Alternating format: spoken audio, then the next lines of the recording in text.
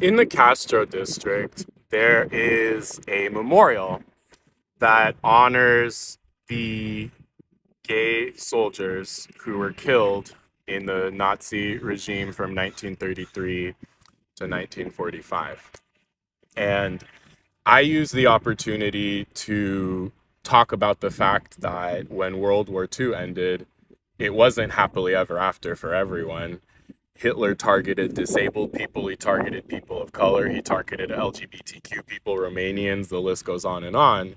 And the story, particularly for queer people, was that the ones that survived the war, the ones that survived the concentration camps, they didn't live happily ever after. They were thrown into prison.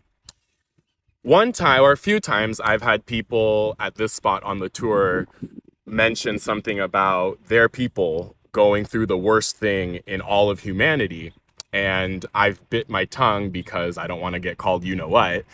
And one time somebody said this, and I just got so fed up, I didn't even think twice. I just immediately clapped back, like, how insanely racist.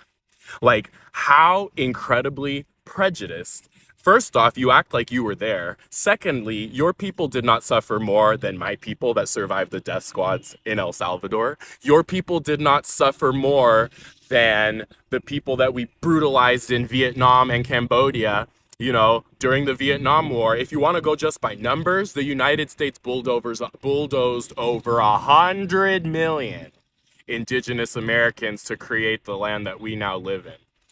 So it leads me to think, why is it that you can call somebody anti-black, anti or homophobic, xenophobic, all that's fine. But the minute you call them anti-Semitic, oh boy, oh no. Why is it that only one group has this privilege of making victimhood their entire identity and creating a situation where if you dare disagree with them or even look at them the wrong way, they can accuse you of this, and the repercussions of it are just insane. It's a fallacy. I think we actively need to deconstruct that, but also I can think of nothing more anti-Semitic than this lie that any group suffered more than any other. Fuck the struggle Olympics.